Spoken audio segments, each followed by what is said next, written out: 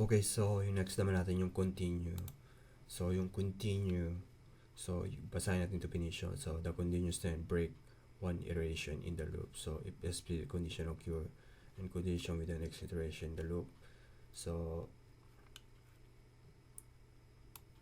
okay, so kung makikita natin to, yung value na 4 i-skip niya. So 0, 1, 2, 3, continue, and 5, 6, 7, 8, 9. So pag ginamit natin yung continue, i-skip yung value na yun. And hanggang sa matapos yung loop. Hindi katulad ng break na lalabas sa loop. Yung continue naman, i-skip. Tapos tuloy-tuloy pa rin yung loop. So ito yung continue. Okay, so doon na tayo sa doon